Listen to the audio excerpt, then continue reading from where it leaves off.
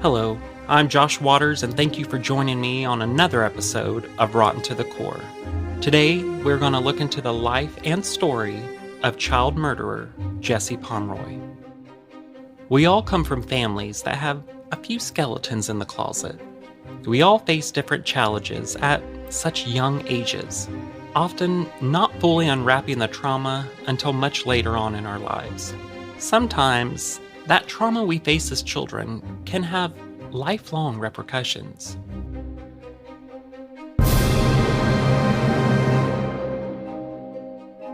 As we will learn in today's episode of Rotten to the Core, the life and story of Jesse Pomeroy, we will find out how this underprivileged child was convicted of first-degree murder.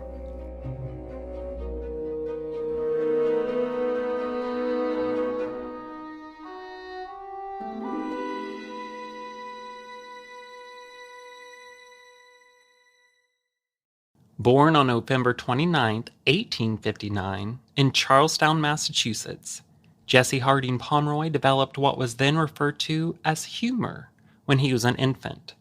No, that doesn't mean he had a sense of humor. It's more of an eye disorder.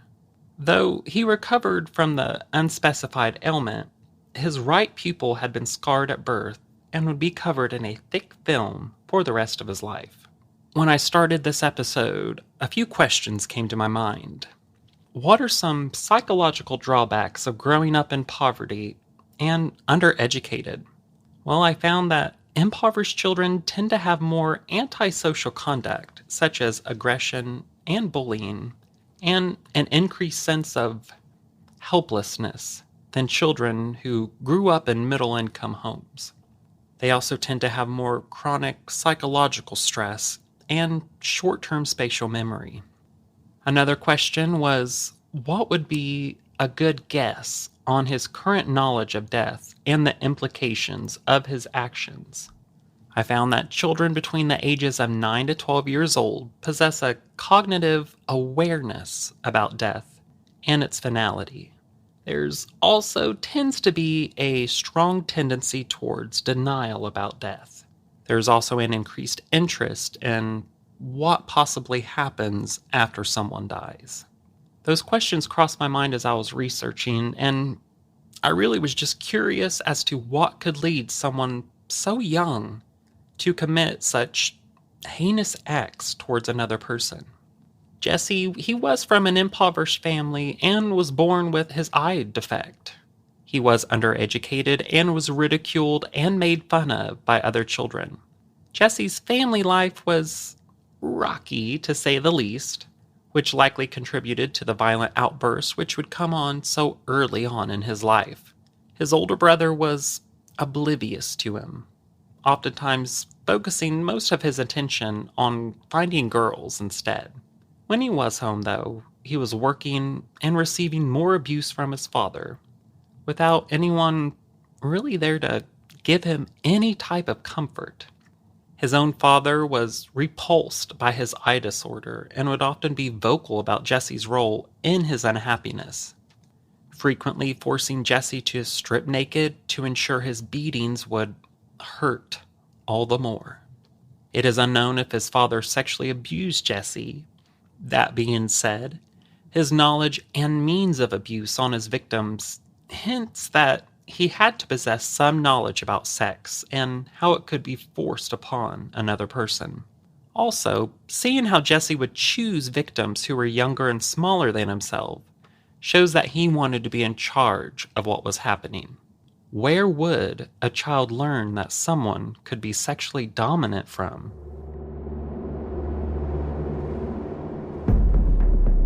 None of the other children his age really had much to do with Jesse, and as we know, his brother was not interested in the young boy.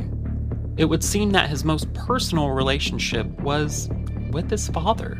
No matter how abusive or toxic, his father is the one who showed Jesse the most attention. At just 12 years old, Jesse would commit his first known violent act on December 22, 1871. He lured a young boy to a secluded location, stripped him naked, tied him to a beam, and beat him unconscious with a rope. Jesse would then trap and physically attack 6 more younger boys over the next 9 months. Before long, Jesse would start implementing a knife in his attacks, even using pins that he would stick into the victims and their genitalia. Those violent encounters of 1871 to 1872 weren't the end. They were just the beginning of a tale of an evil youth and violence that would claim many more victims. He would strip, bind, gag, and sometimes stab his captives. Other times, he'd knock out their teeth. But he didn't kill anyone just yet. The violent encounters didn't result in death. They were just ruthless, savage beatings of small children, precursors to Jesse's murders. On July 4th, 1872, Jesse Pomeroy took a young boy named Johnny Balk to his preferred secluded location. Jesse then started to beat him, tortured him, and when the boy finally regained his strength and was able to walk, Jesse helped him to a local creek where he would wash the boy's wounds with the salt water that flowed in it. There is no question by now that Jesse was a sadist.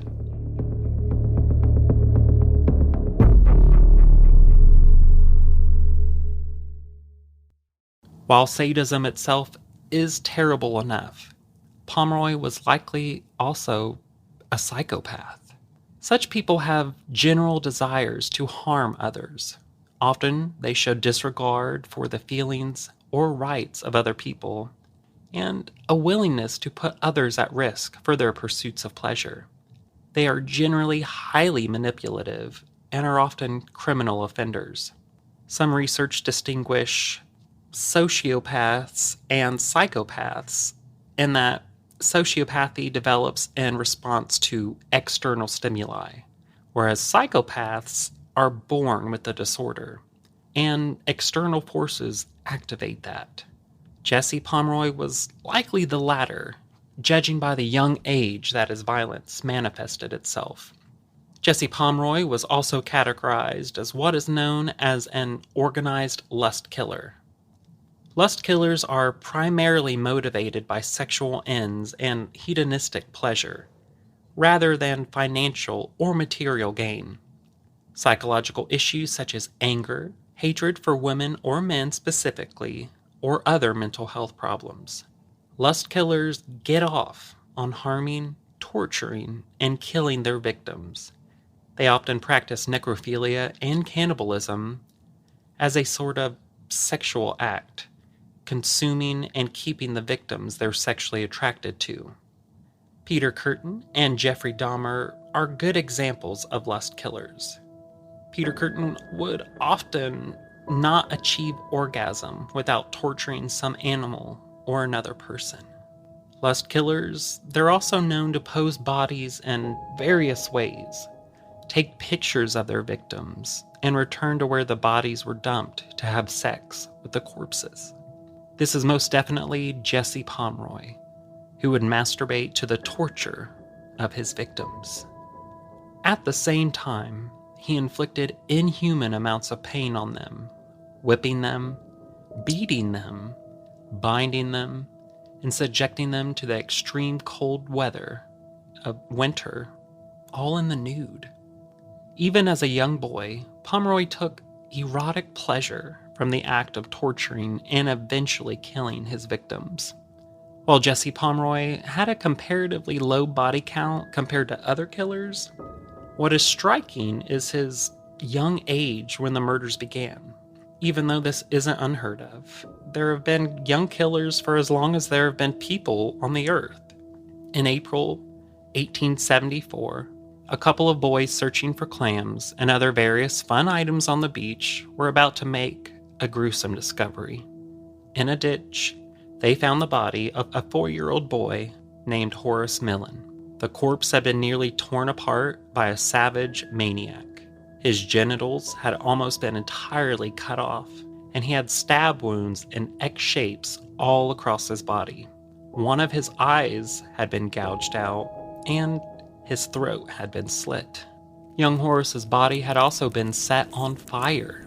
This was what Jesse Pomeroy did for twisted, erotic pleasure. 2 men spotted a boy fleeing the scene on the same day when the body was discovered, and police instantly had a hunch and a suspect in Jesse Pomeroy. Some weeks prior, on March 18, 1874, a 10-year-old girl named Katie Curran had disappeared. Police investigated and found that the last place she was seen was the shop owned by the Pomeroy family, where Jesse often worked. Police took this all into account after discovering Millen's body and went to question Jesse. They found him with his clothes soaked with blood, which they presumed to be that of Horace's. Upon further investigation, police discovered that Jesse had scratches on his skin, defense marks from the attack on Horace, and his boot prints matched those found at the beach where Horace's body was found. They also found a bloody knife on his person, and police believed they had their suspect. As police began questioning Pomeroy, they wanted to be confident and obtain a confession with all of their physical evidence. They asked the boy if he had killed Horace Millen, and Jesse coldly replied, as factually as possible, "I suppose I did." Then the police were in for a surprise that they had no idea they had come to. Jesse confessed to the murder of 27 other people. It is doubtful, though, that he was telling the truth. Police dug around the shop and found Katie Curran's remains. Jesse was then brought up on charges for the murder of Horace, and at the time, they had enough evidence to take him to trial. A question that comes to mind is, shouldn't Jesse's parents be to blame for part of this? As a parent, your job is to protect your children and watch over them.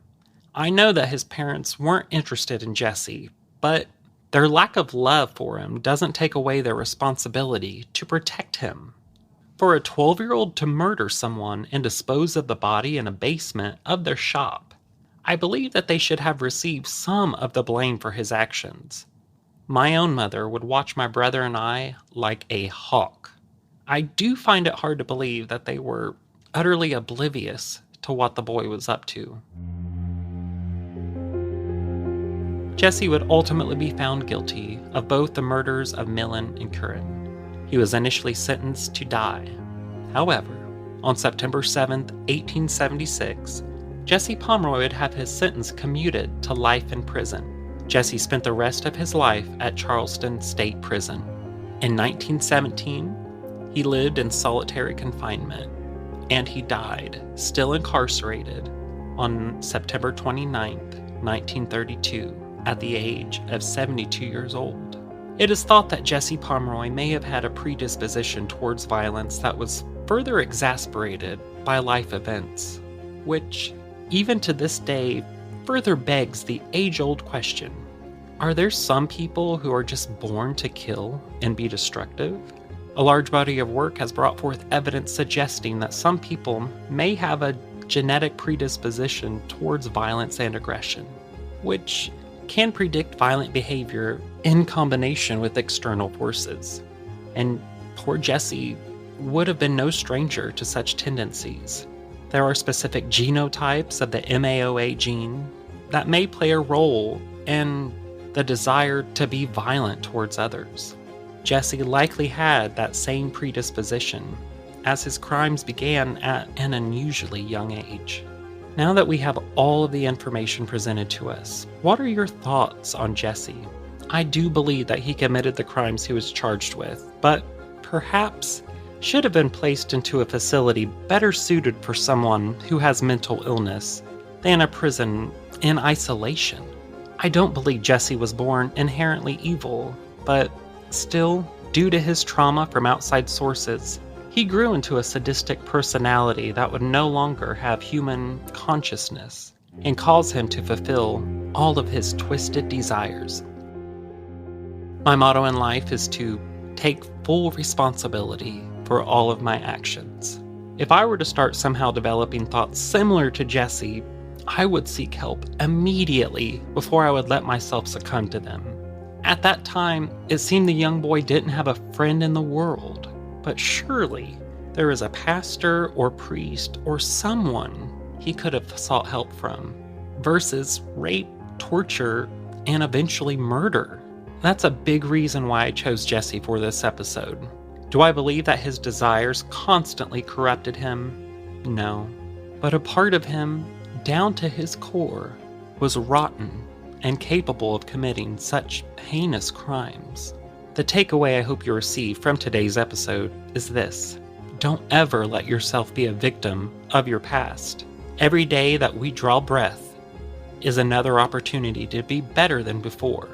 If you are suffering from any thoughts of causing harm to yourself or others, please seek help before you act upon them.